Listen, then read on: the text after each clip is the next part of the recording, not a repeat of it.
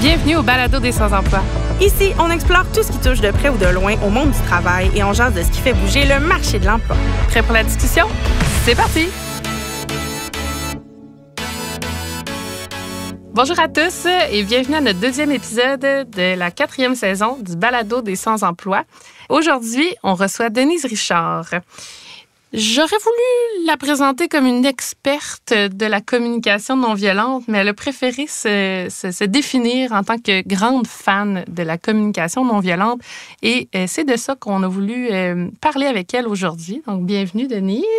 Merci beaucoup de m'avoir invitée. Vraiment, je suis contente d'être ici. Ça me fait vraiment plaisir. Ben, ça nous fait plaisir de vous recevoir aussi. Est-ce que tu peux te présenter et nous expliquer un petit peu ton parcours, ce qui t'a amené à t'intéresser à la communication non violente? Merci. Oui, c'est vrai que je me considère vraiment comme une fan et non comme une experte. Alors, je confirme, je m'appelle Denise Richard. Je suis de Québec, de Limoilou précisément. Je viens d'un milieu d'abord c'est-à-dire que je suis d'une génération de femmes qui ne se sont pas faites souvent demander qu'est-ce que tu vas faire quand tu vas être grande. Mm-hmm.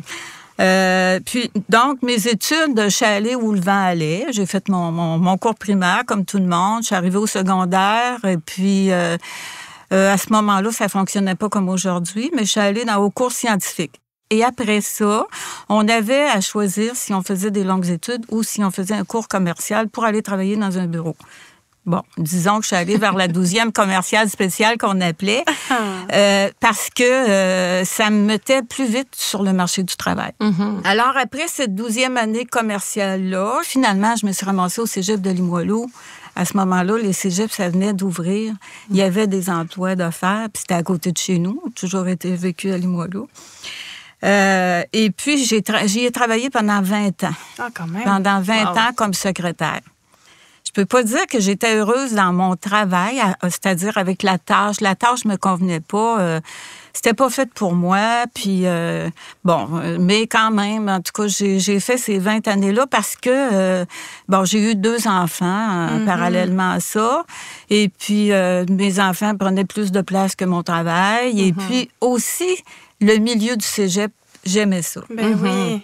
C'était stimulant. Là, moi, puis en dernier, on voyait des cheveux des étudiants aux cheveux rouges. Là. Je trouvais ça bien le fun. Ça. Et puis, j'ai occupé plusieurs postes. Pour finir, le dernier emploi que j'ai eu au cégep, c'était à l'éducation des adultes. Et là, j'ai commencé à travailler pour des conseillers en formation.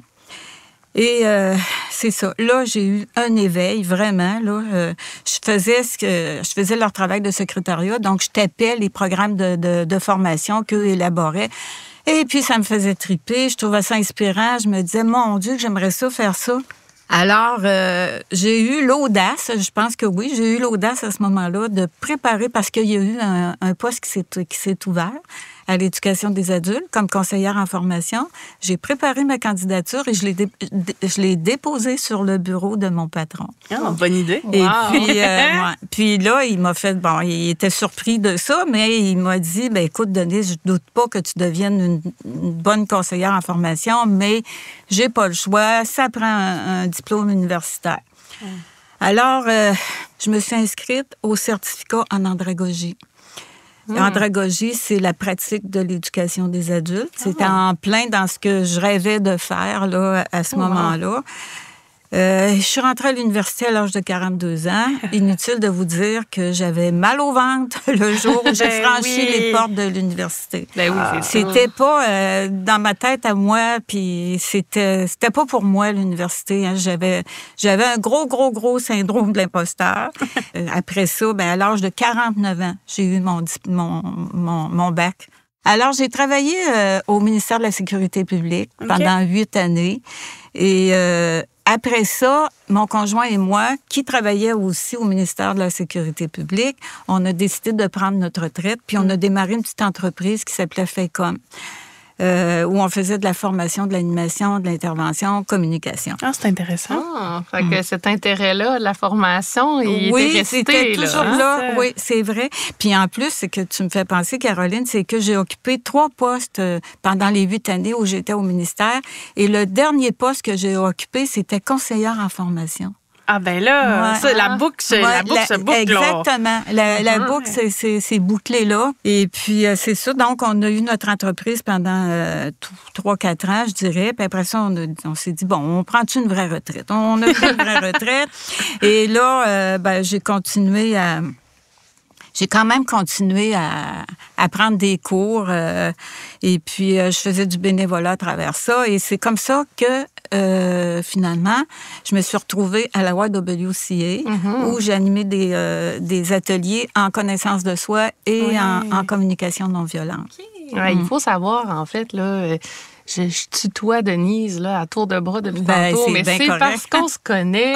Oui. Dans mon ancienne vie professionnelle, je travaillais à la YWCA et c'est là qu'on s'est rencontrés parce que le programme sur lequel je travaillais, c'était le programme Étincelle. Puis c'est là-dessus que Denise venait donner des ateliers là, aux femmes qui étaient en difficulté, en réintégration graduelle là, vers un projet de vie.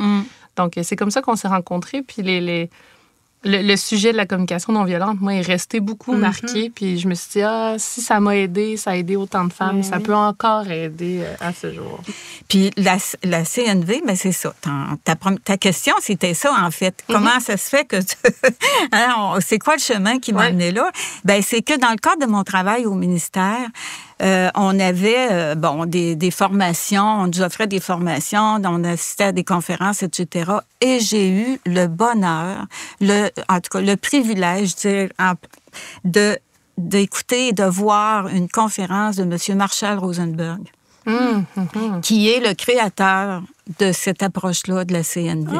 Monsieur Rosenberg a été lui-même influencé par la philosophie de non-violence de Gandhi et de Martin Luther King. Et puis, à partir de ça, lui, je raconterai pas tout ça tout de suite, là, parce que je sais que ça va venir, mais il a élaboré cette méthode-là. Et puis, on est allé l'entendre en conférence et c'était tellement impressionnant. Là. Lui, monsieur, il est décédé depuis une dizaine d'années à peu près, mais il a eu le temps, heureusement, de se promener vraiment à travers le monde pour enseigner la CNV, autant auprès des hommes d'État que des enseignants, même dans les prisons. Il a fait... d'ailleurs, je le dis tout de suite, là, il y a 65 pays dans le monde, au moins, où on pratique la CNV. Quand même. Oh, quand même. Fait que c'est bien reconnu. Là, comme, oui, c'est reconnu à travers le monde. Oui. Alors, voilà, c'est mon parcours. Merci de ce partage-là. C'est un beau parcours de vie quand même, beaucoup d'évolution. Puis, on voit qu'il y avait un fil rouge là-dedans qui vous a mené un peu tout le long, vos motivations, les choses qui vous ont un peu allumé durant votre parcours. Mais c'est beau là, de ce que ça donne aujourd'hui. Je trouve ça super intéressant. Ben merci, mais moi, je trouve que j'ai pris du temps à me réveiller. Mais comme quoi, il n'est jamais trop tard. Exactement. C'est vrai. Oui, absolument. Et justement, qu'est-ce que c'est la communication non violente, finalement? Parce que on en parle depuis tantôt. OK. Alors, c'est une méthode, comme je disais, c'est un processus qui est axé sur les valeurs suivantes. La bienveillance, l'empathie et l'authenticité. C'est super important. C'est une communication qui est faite avec l'élan du cœur. Pour expliquer ça, M. Rosenberg utilise 2 analogies animales. Et d'ailleurs, soit dit en passant, quand je suis allée le voir et l'entendre, quand je dis voir, c'est pas pour rien, c'est parce qu'il y avait dans une main une girafe et dans l'autre main un chacal, des marionnettes. Une marionnette chacal dans une main puis une marionnette girafe dans l'autre main. Fait qu'il utilise, lui, ces animaux-là pour représenter avec la girafe le langage du cœur. Pourquoi? Parce que la girafe, de par sa physionomie, elle a des grandes pattes, elle a un grand cou qui permettent d'avoir une perspective qui est objective sur les événements, sur les situations, et des grandes oreilles qui permettent l'écoute. Puis elle a, en plus, un cœur qui pèse une moyenne de 10 kilos. OK. Fait que ça prend, quand même, c'est un gros cœur qui est capable d'empathie et de bienveillance. Et puis, c'est parce que faut qu'elle propulse le sang à la tête, puis c'est long, ça. Un coup. Fait que, oui, c'est ça. Elle voit tout, elle entend tout, puis elle a de la place dans son cœur. Oui. Fait que, puis tu sais, je trouve que c'est tellement une bonne idée parce que quand on la voit, la girafe, puis en plus, c'est calme, hein, ça c'est doux. Elle n'a pas l'air de s'énerver, mais pas du tout. Et puis, en contrepartie, il utilise le chacal, qui est un langage de tête. Il y a une grosse tête d'abord. Il y a une grosse tête, puis il est bas sur pattes, il n'y a presque pas de cou. Fait que compte tenu que lui n'est pas capable de recul, puis lui, il va avoir tendance à attaquer, à se défendre, puis à attaquer. Puis, ça se passe dans sa tête, alors que la girafe, elle, ça se passe dans son cœur. Je comprends. Fait que lui, compte tenu que c'est plus mental son affaire, donc il est capable d'évaluer. Il va avoir tendance à évaluer puis à juger. Puis c'est avec la tête qu'on fait ça. C'est pas avec le cœur qu'on juge puis qu'on évalue. Monsieur Rosenberg, à partir de ça, il a créé un processus. C'est plus qu'une approche, hein, c'est vraiment un processus en 4 étapes. Observation, sentiment, besoin et demande. Alors, OSBD. On retient ça avec ça, OSBD. L'observation sans jugement. D'abord, on observe. Qu'est-ce qui se passe ou qu'est-ce qui s'est passé? Décrire les faits, mais comme si on était une caméra.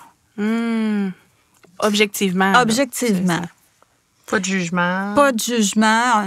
Une caméra, ça capte. Oui, ça décrit les choses sans plus. C'est sans ça. plus. Donc, c'est vraiment sans évaluation, sans jugement. J'essaie de trouver un exemple vite, là. La girafe va regarder dehors, elle va dire « Il pleut aujourd'hui ». Le chacal va dire « Ah, ce qui fait pas beau aujourd'hui ». Oui. Il y a un jugement. Et puis, ensuite, deuxième étape, les sentiments. Nommer les sentiments. Puis pour ça, qu'est-ce qu'il faut faire? Il faut se centrer sur le cœur. Alors, des sentiments, je suis stressée, je suis émue, je suis irritée. Qu'est-ce que je vis en ce moment? Qu'est-ce que je vis en ce moment? Donc, il faut vraiment s'arrêter puis se poser des questions. C'est ça. D'ailleurs, la communication non violente, c'est aussi appelé la communication consciente. Oui, c'est vrai. Puis au Québec, je veux dire, souvent, même les entreprises qui l'enseignent, ils vont appeler ça la communication consciente. OK. Troisième étape, on a les besoins. Les besoins, c'est souvent inconscient. Il faut se rappeler que les besoins, c'est souvent la cause des sentiments. Pourquoi on a ce sentiment-là? C'est parce qu'on a un besoin qui n'est pas comblé. C'est ça. Qu'est-ce qui se cache en arrière de Qu'est-ce qui se cache derrière ça? Mais un besoin, c'est universel. Universel dans le sens que n'importe qui sur la planète pourrait, un jour ou l'autre, ressentir ce besoin-là. Ouais. C'est intrinsèque, ça se passe en dedans de nous autres. Ouais. Donc, un besoin, c'est pas un emploi, c'est pas une maison, c'est la sécurité, ça peut être la vraiment tendresse, l'amour. Oui, c'est ça. C'est vraiment en dedans de nous que ça se passe. Ensuite, la demande, la 4e étape. Mais la demande, c'est pas une exigence. Puis c'est une demande aussi qui doit s'adapter à la situation puis à la personne à qui on l'a fait, la demande. Hein, si on fait une demande à un enfant de 6 ans, c'est pas comme si on la faisait à un adulte. C'est clair. Puis c'est super important quand on dit qu'il ne faut pas que ce soit une exigence, c'est que il faut que ça laisse la liberté à l'autre. La liberté, c'est un besoin fondamental chez les humains. Fait que si on exige au lieu de demander, il y a des grosses chances que la personne soit...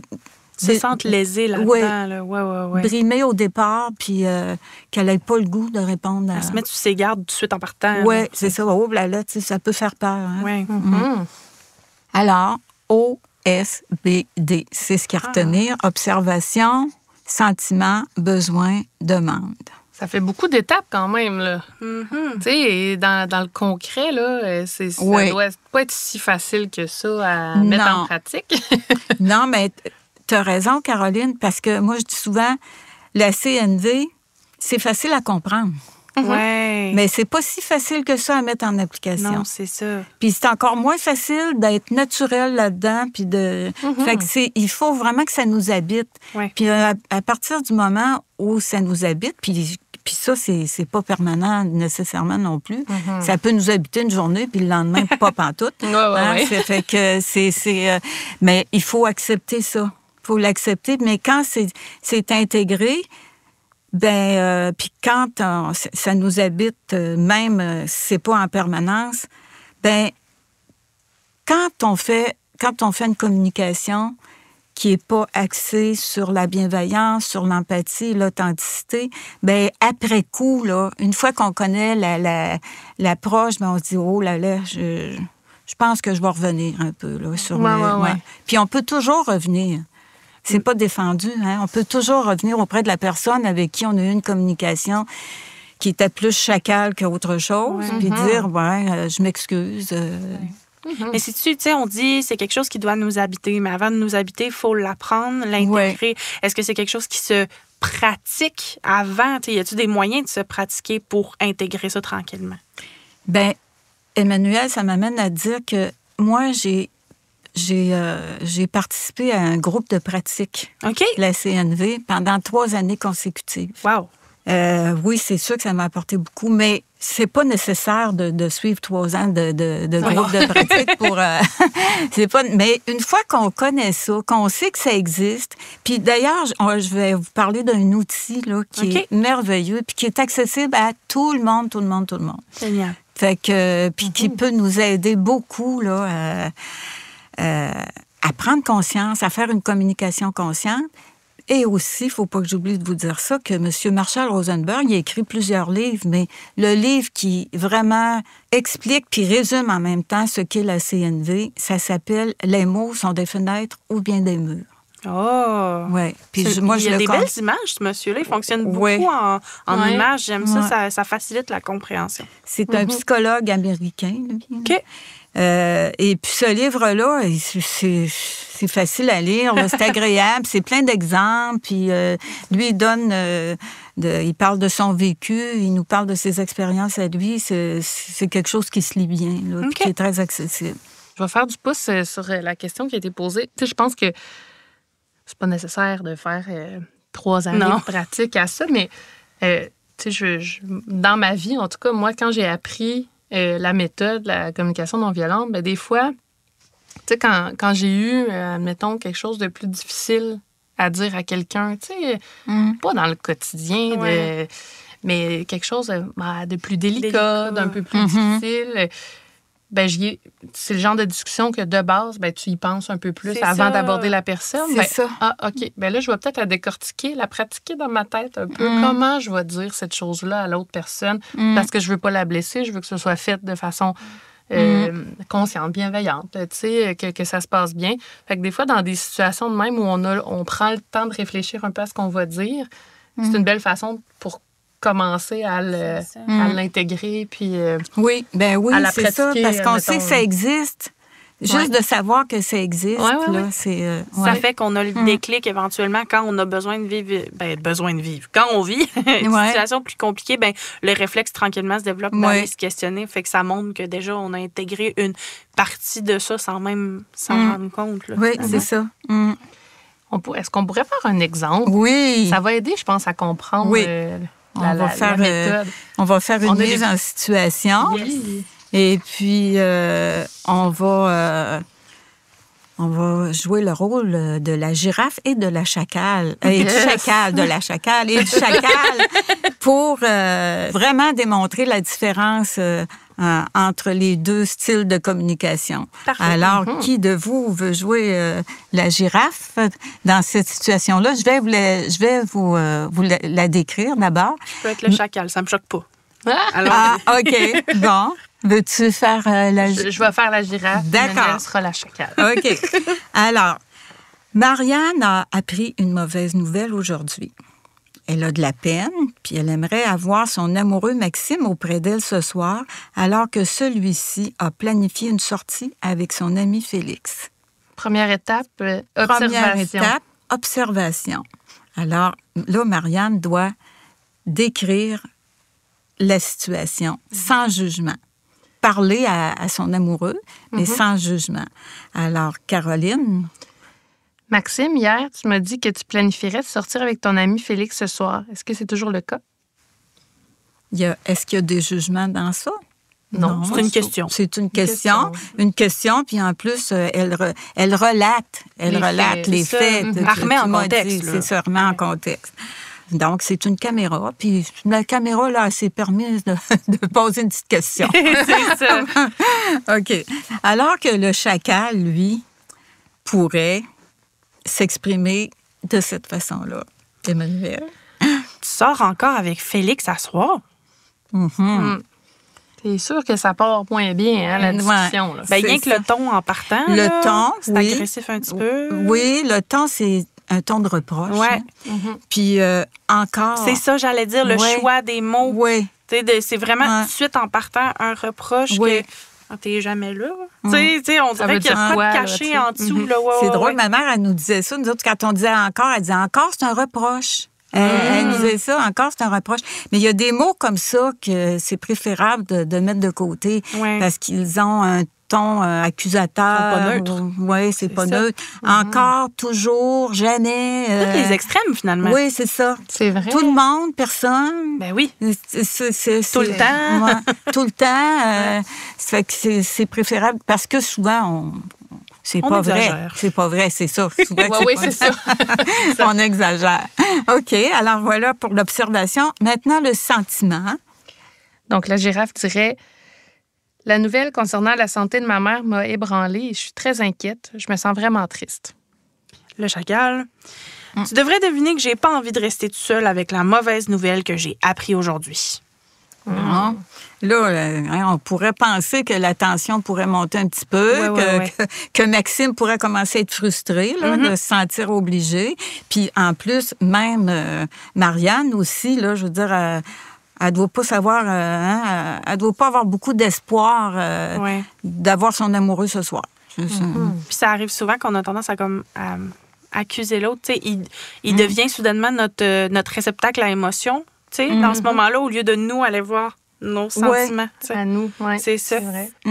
Dans cette formulation-là aussi de la girafe, on remarque que c'est en jeu, il faut parler en jeu. Oui. Parler en jeu. Parce que le tu-tu, on a souvent... Le tu-tu. Ouais. Ben, de toute façon, le sentiment, c'est mon sentiment qui est exprimé. C'est ça. Si je le dépose... Vous êtes bonne, j'aurais pas besoin. L'intervention parle. Là. C'est ça, quand on dépose le sentiment dans l'autre, ben souvent, ça reflète exactement comment nous, on se sent à ce moment-là. Oui. Le besoin. Alors, Marianne va devoir exprimer son besoin à Maxime.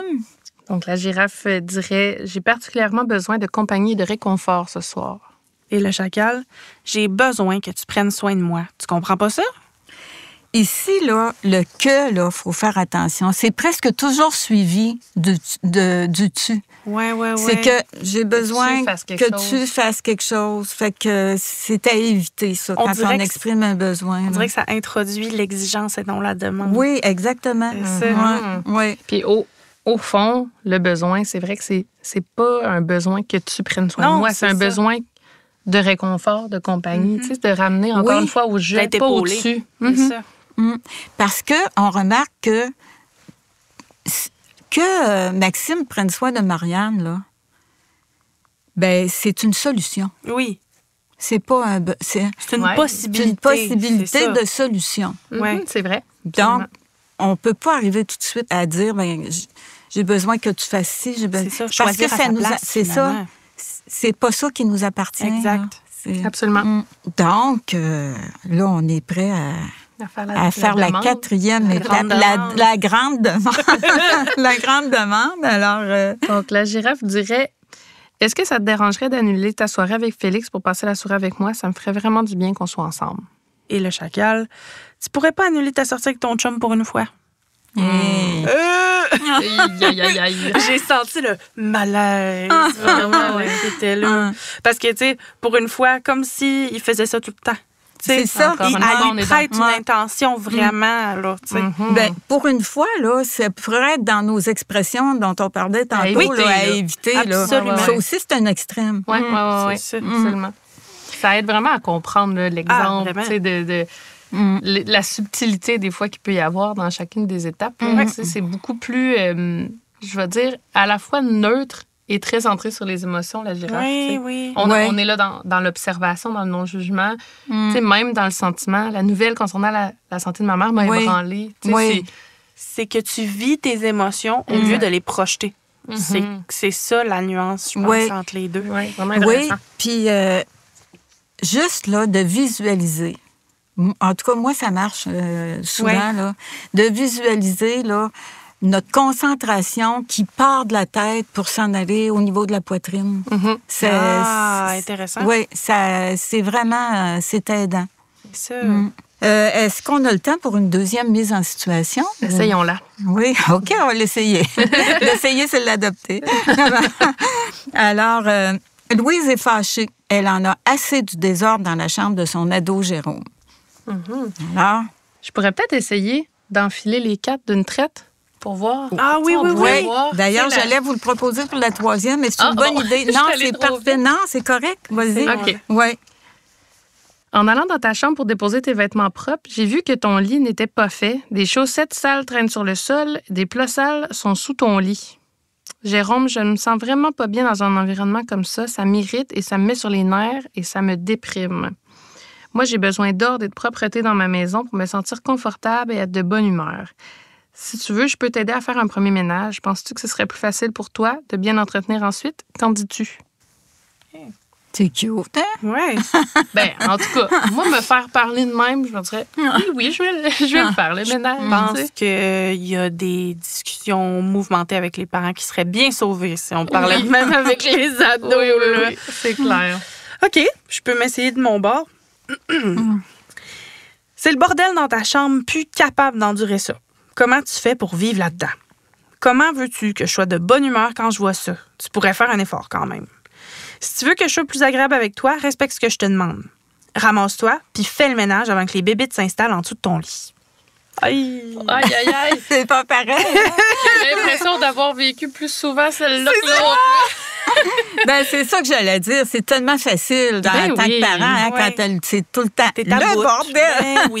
Tout le temps. C'est jamais propre. Tout le temps le bordel. Ça se répète bien, c'est sûr, c'est sûr. Je pense que là-dedans, il faut avoir de la compassion pour soi-même aussi.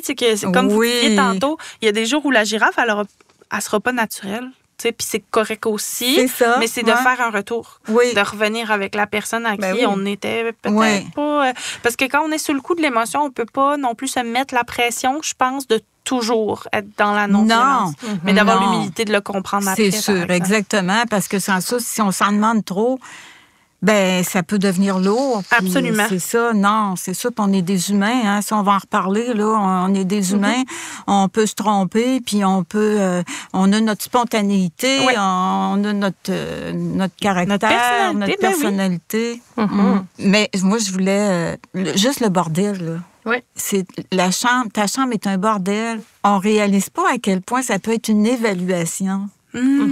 Puis un jugement. Un jugement, puis alors que Jérôme, là, on pense-tu qu'il trouve que sa chambre est un bordel, là, tu sais, fait que c'est ça, c'est comme d'arriver puis de y enlever sa vérité à lui, là, finalement. C'est qu'on prend pour du cash, comme on dit, nos attentes versus la personne, comment elle se sent là-dedans. Exactement. Fait que la communication non violente, ça peut se placer dans n'importe quel contexte, finalement. Dans tous les contextes. La question se posait, là, mais vraiment, ça s'adapte à tout. Ça s'adapte à toutes les situations. Parce que là, on a une situation, relation amoureuse, là, une situation familiale. C'est sûr que là, on a le goût de faire un lien avec le milieu du travail.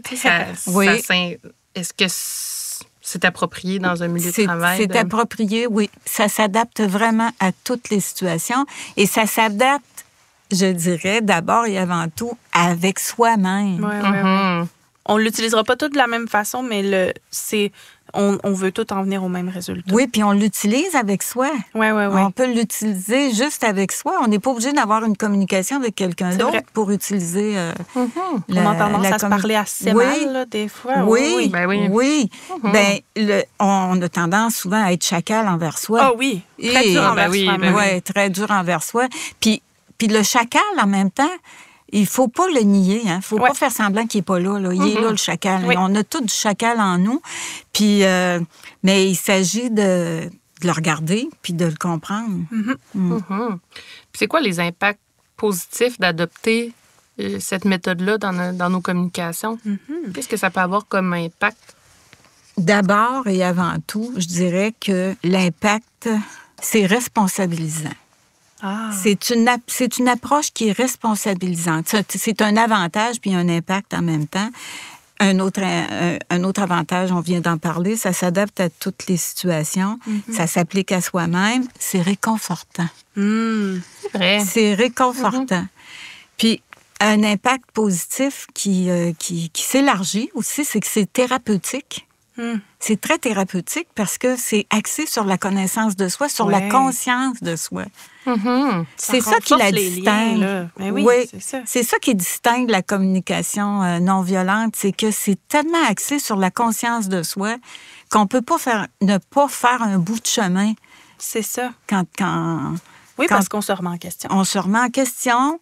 Ça permet une introspection et même une rétrospection. Absolument. Oui, puis je pense que c'est vrai, tant pour la personne qui va communiquer que la personne qui va recevoir la demande ou toutes ces étapes-là. Il me semble, je m'imagine recevoir une demande de cette façon-là. J'ai bien plus envie de collaborer. J'ai bien plus envie de communiquer avec cette personne-là. C'est sûr. Comme ça. Puis, pour l'avoir déjà utilisé dans le passé, quand tu as à transmettre un message, quand tu as à communiquer, que tu utilises ça, c'est quelque chose d'apaisant, de prendre un pas de recul, y réfléchir, appliquer les 4 étapes, dire « Ah, OK, là, ça me permet de voir la situation d'une autre façon. » Oui. Puis c'est plus facile d'introduire le sujet, ça facilite la communication. C'est sûr. Là. Moi, quelqu'un me parlerait même, puis ma première réaction, ce serait « Mon Dieu, mais c'est donc bien demandé. » Oui, tu sais, fait que je me sens accueillie, je me sens comprise, je me sens écoutée. Tu sais, j'ai l'impression que là-dedans, non seulement il y a la communication, mais l'écoute active vient automatiquement avec. Oui. Parce qu'on dirait que la personne est extrêmement ouverte en retour. Ça donne l'espace. C'est ça, c'est ça. À habiter ça, que la conversation ne soit pas à sens unique, là. C'est ça. Puis, un truc aussi, c'est que oui, c'est difficile là, de mettre ça en pratique de façon spontanée, naturelle. Mais au lieu ça dépend des situations, mais au lieu de parler, on peut écrire aussi. Ah, ben oui. Fait qu'à ce moment-là, c'est peut-être plus facile, dans certaines situations, d'écrire, de faire nos idées. Ben oui, mais puis tantôt, je vous écoutais parler, les deux, puis mais des fois, quand tu vis une situation difficile, on aurait tout intérêt, des fois, à prendre un pas de recul, à réfléchir. Mais justement, ça peut aider à réfléchir puis à analyser la situation d'un œil plus objectif.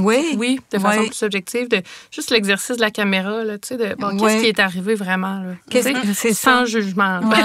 Sans jugement. Un peu comme un avocat, il faut pas qu'il porte de jugement. Puis un autre truc aussi, c'est que pour être sûr qu'on porte pas de jugement puis qu'on n'a pas d'évaluation dans notre message, c'est que quand c'est fait de façon vraiment objective, l'autre ne peut pas nier ce qu'on dit. Ah, intéressant. C'est vrai. Ouais. L'autre peut pas. Tu sais, si on dit, quand tu es parti hier, tu as claqué la porte. C'est vrai, là. Il a claqué, on l'a vu, puis lui, il peut pas le nier. Mais si on dit, t'es parti enragé hier. Ah ouais. Mais tout de suite, j'ai goût. Je t'ai pas enragé. C'est ça. C'est vrai. Moi qui est réactive un peu, tu sais, je l'avoue, j'ai quand même un bon caractère. Puis entendre ça, je suis comme... Je sais que je me rebute tout de suite, puis je dis non. Je n'étais vraiment pas enragée. Mais là, à ce temps que tu me le dis, c'est ça, je le deviens.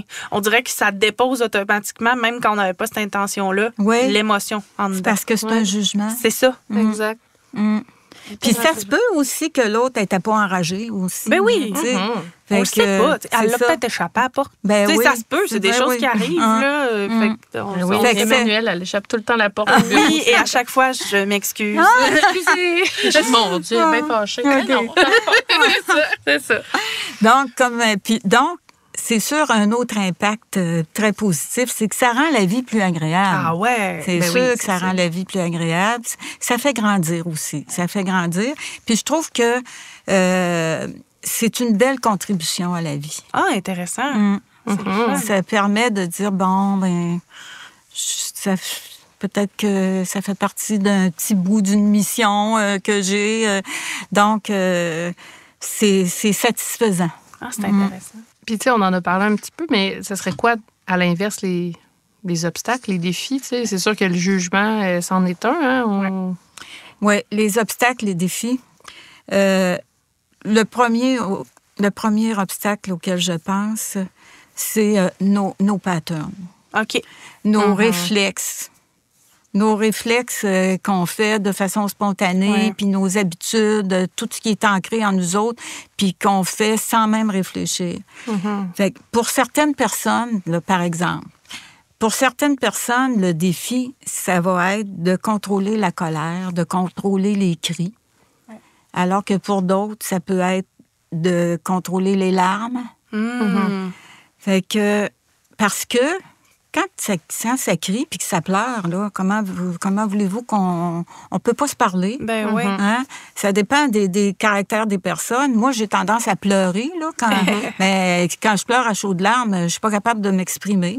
Non, c'est ça. Mais vous n'êtes pas dans une position d'écoute non plus. Là. Tu sais, je veux dire, d'un bord ou de l'autre, ça marche pas. Là. On est dans l'émotion, c'est tout. C'est ça, dans l'émotion. C'est ce que je venais à ça, c'est que faut faire la différence entre l'émotion et le sentiment. Ah, ouais. L'émotion a des effets sur le corps. On peut devenir rouge, on peut trembler, on peut devenir blême aussi. Puis les larmes, c'est un effet sur le corps. Les cris aussi, la voix. Donc, faire la différence entre l'émotion et le sentiment. Parce que si on est trop dans l'émotion, là, vaut mieux se dire, on va se reprendre, on va se calmer, puis on va essayer de prendre du recul. Parce que derrière ces émotions-là, il y a plein de sentiments.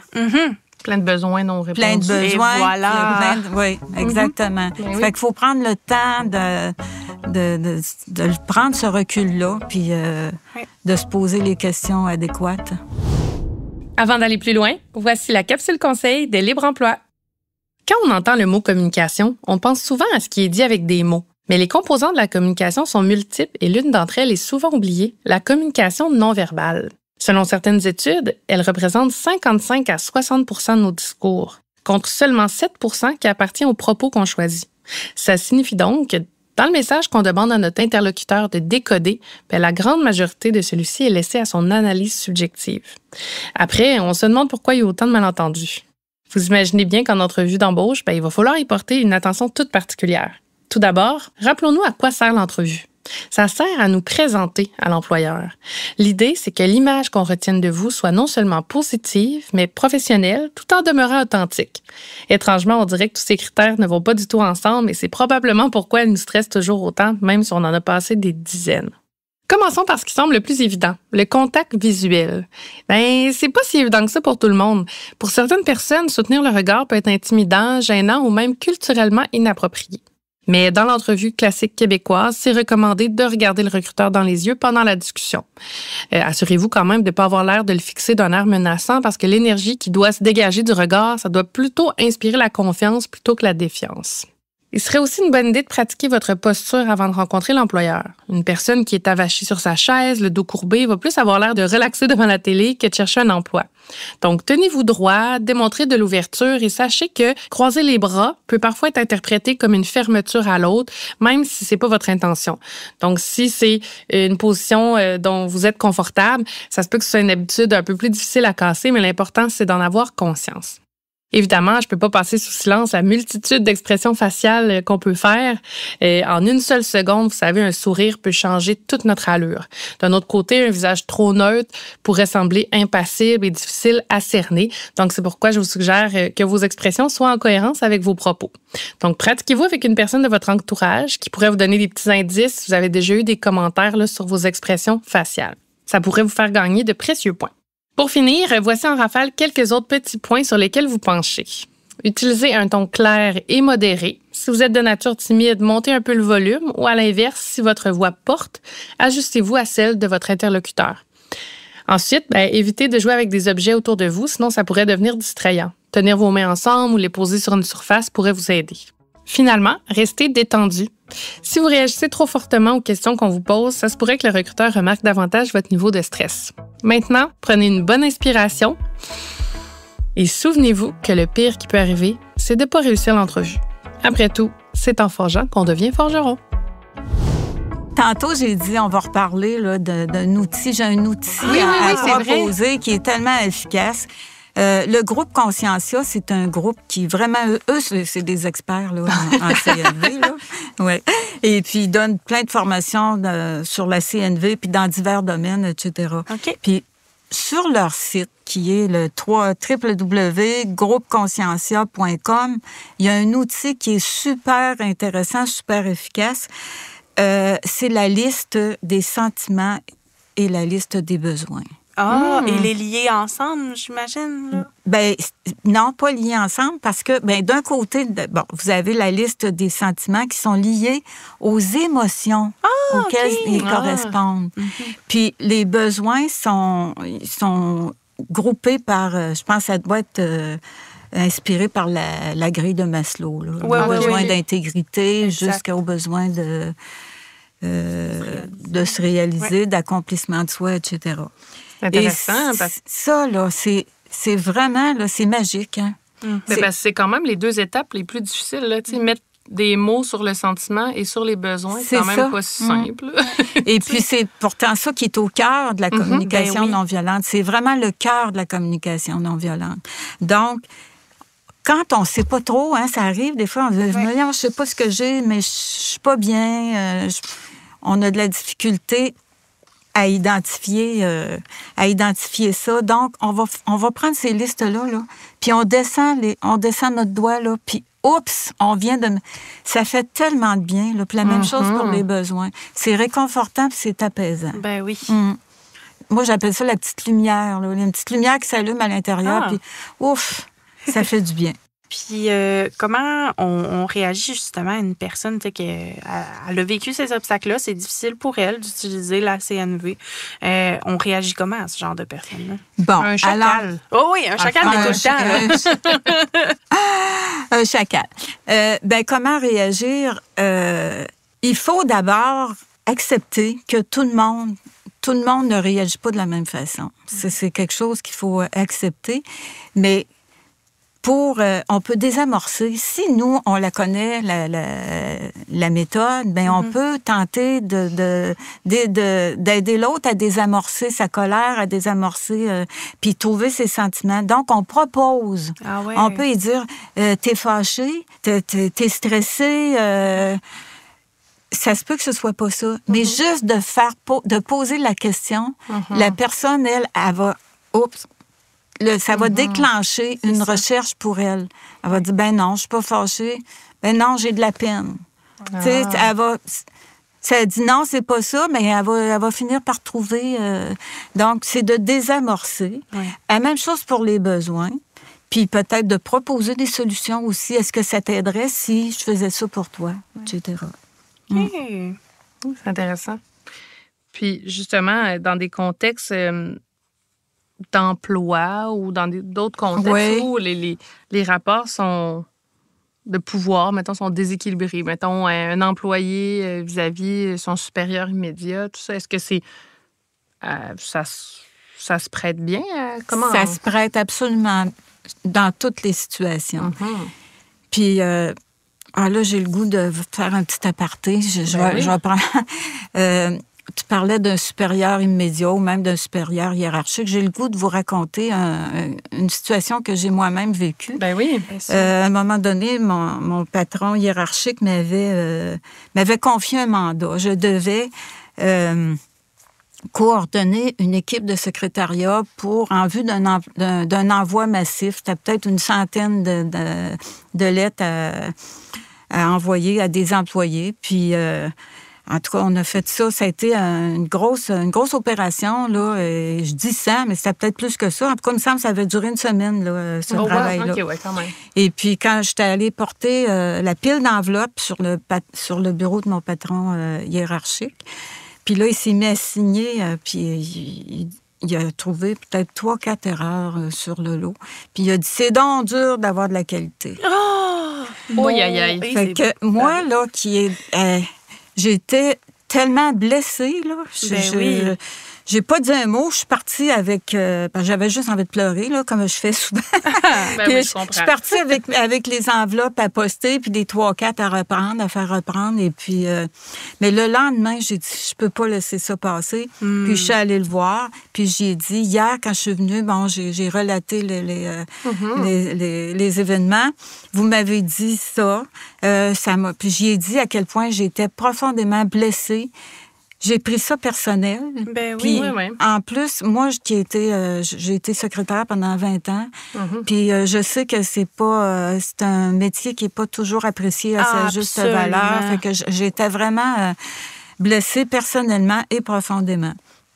Je lui ai dit ça, puis j'ai dit merci de m'avoir écouté. Je suis sortie, puis le lendemain, il m'a fait venir à son bureau, puis il m'a dit, Denise, je te remercie de m'avoir dit ça. Ouais. Il dit, je te remercie. Il dit, à l'avenir, il dit, je vais être plus vigilant par rapport à ma reconnaissance ou à mon manque de reconnaissance. Ça y a fait prendre conscience. Ça y a fait prendre conscience. Fait que ça, là, quand on parle d'autorité, là, à un moment donné, quand nos patrons sont capables d'utiliser leur cœur de girafe, là, puis avoir l'humilité. C'est ça.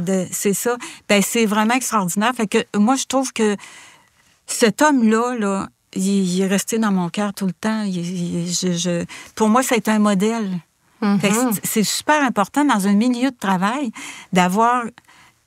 C'est ça, là, lui, il n'a pas pratiqué, il connaissait pas ça, la CNV, là. Mais naturellement, il a dit une phrase qui a fait que c'est devenu un modèle pour moi. Wow. Intéressant. Vraiment. C'est la preuve que c'est pas... on peut s'affirmer auprès de nos supérieurs. Là. C'est pas, tout est dans la façon de le dire, tout est dans la façon de le nommer. Oui, c'est super important. Oui. Puis je suis certaine que ça peut aider à collaborer, là. Dans une équipe, à travailler ensemble, de mieux communiquer, là. Oui, c'est sûr. Puis dans un milieu de travail, ça peut vite dégénérer. Hein? Oui. Fait que dans un milieu de travail, c'est sûr que quand les gens... quand tout le monde a droit à la parole, quand tout le monde a droit d'exprimer ses frustrations, puis que ça se fait dans le respect, c'est sûr que c'est pas dans tous les milieux de travail que c'est connu, mais heureusement, je peux vous le confirmer, c'est connu de plus en plus dans les milieux de travail, la CNV. Et même dans les écoles, les enfants aujourd'hui, dans nos écoles publiques québécoises, il y a un programme qui est adapté pour aider les enfants à exprimer leurs sentiments puis leurs besoins. C'est basé vraiment sur la méthode. Ouais. Ça, c'est encourageant, là. Ben oui. Alors, c'est sûr que dans un milieu de travail, oui, puis il suffit des fois qu'une personne arrive puis qu'elle soit capable là, d'agir de cette façon-là puis que ça donne l'exemple aux autres. Exact. Elle a l'effet miroir un peu, là, tu sais. Oui. Parce que tantôt, on disait, quelqu'un qui n'utilise pas la CNV, c'est sûr que si toi, tu parles à la personne en suivant cette méthode-là, comme tu disais, ça désamorce. Tu sais, tu as envie d'embarquer dans là-dedans, là, tu sais, toi aussi, là, je pense que ça peut juste être bon. Là, là il faut que j'arrête parce qu'il y a plein de choses qui me viennent en tête. Mais je sais que le temps fuit, là. Il n'y a pas de problème. Mais quand tu dis on a envie de la suivre, c'est ça, c'est que on parle d'autorité. Des fois, il y avait une question là, par rapport à ça, là, le pouvoir. Là. l'autorité, là, ça doit pas être quelque chose qui est à l'extérieur du gestionnaire. Ça doit être à l'intérieur de lui. C'est pas un bâton qui va aller chercher pour menacer, pour faire peur. C'est vraiment à l'intérieur de lui. On parle plus de leadership que d'autorité. Donc, puis le gestionnaire qui a ce leadership-là en lui, c'est naturel en lui, puis qui est capable d'être authentique, qui est capable d'aller toucher sa sensibilité, mais il n'y a même pas besoin d'agir d'autorité. Ça se fait. Ça se fait tout seul. Oui. Oui, parce que les gens le respectent d'emblée. Oui. C'est ça. Oui, puis ça devient un modèle. Oui. Parce comme mon monsieur, là. Ben oui, absolument. Parce que quand tu gardes une frustration toujours envers ton supérieur, t'as pas envie de prendre les mandats, t'as pas envie non plus d'aller nommer les échéances. Qu'est-ce qu'on a à faire? T'as pas envie de le voir, finalement. Puis on imagine, sur le climat de travail, qu'est-ce que ça peut avoir comme effet positif. Ben oui. On pourrait faire le dernier exemple. Le dernier exemple, la mise en situation, c'est un exemple dans un milieu de travail. Je trouve que ça se porte bien avec ce qu'on dit là. OK. Veux-tu faire la girafe cette fois-ci, Écoute, je vais sortir ma girafe. Je vais sortir mon chacal. Diane fait équipe avec Louis pour la réalisation d'un mandat que leur a confié leur patron. Elle est frustrée par l'attitude de Louis qui ne semble pas prendre la situation au sérieux. Louis, hier, tu t'es désisté 1 heure avant notre rendez-vous et aujourd'hui, on devait se rencontrer à 9h et tu arrives à 9h30. Je me sens irritée et stressée parce que j'ai peur qu'on n'ait pas terminé pour la date de tombée. J'ai besoin de soutien et de fiabilité pour me sentir calme et bien collaborer. Est-ce que tu pourrais à l'avenir respecter l'horaire sur lequel on s'entend? Ça me sécuriserait. Et le chacal? Le chacal? T'es tout le temps en retard. Comment veux-tu qu'on arrive à temps pour la remise de notre travail? C'est stressant de travailler avec toi, t'es pas fiable. Je veux que tu prennes ça au sérieux et que t'arrêtes de te fier sur moi tout le temps. T'as besoin d'être à l'heure demain parce que je vais en parler à notre patron. Je peux plus endurer ça. C'est tellement lourd. Oui, mais pourtant, ça arrive souvent. Hein, oui, ça refait monter des souvenirs moi-même. Là. Je veux dire, c'est humain. C'est humain. Mais tu sais, de les mettre en opposition, les deux méthodes, c'est sûr que là, l'écart est grand là, entre les deux quand même. Là, mais ça illustre vraiment bien la différence parce que la demande avec le scénario girafe, ben, tu sais, être à la place de Louis, je dirais, ben oui, c'est vrai. Je suis arrivée en retard. Ben oui. Mais comme je disais, on peut toujours revenir puis s'excuser. Oui, ben oui. Puis le pardon, là, on n'a pas parlé, mais le pardon. Autant le pardon qu'on demande, celui qu'on accorde aux autres, celui qu'on s'accorde à soi-même, ça répond toujours à des besoins fondamentaux. Bien sûr. La paix, l'amour, l'amitié, la proximité. Donc, pour ça, ça prend de l'humilité. L'humilité, authenticité, ben ça marche ensemble, hein, parce que si on est authentique, ben on va être capable de reconnaître nos erreurs. Puis, voilà.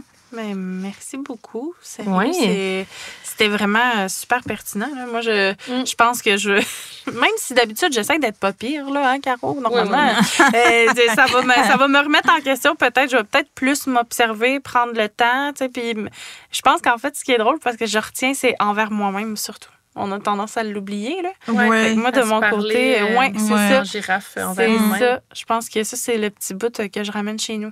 Ben moi, juste d'en parler ce soir, là, vraiment, ça fait ça à moi aussi. Là. Ça me fait que c'est bon pour moi. Là. Ça me fait du bien de me retremper là-dedans. Ben puis, puis je pense que c'est important que plus de gens connaissent cette méthode-là. J'espère que nos auditeurs pourront l'appliquer dans leur vie personnelle, professionnelle peut-être. Puis en tout cas, moi aussi, de me remettre le pied dedans, je me dis, ça me rappelle la méthode. Puis je pense que je vais essayer, en tout cas du moins, de l'appliquer le plus possible. Merci d'avoir pris le temps de partager toutes ces belles choses-là avec nous. Je pense que ça a été très, très pertinent. Oui, bien, en tout cas, j'ai adoré ça. Je trouve ça très agréable. Puis ça a été bien le fun de jaser avec vous autres. Yeah, J'ai beaucoup apprécié.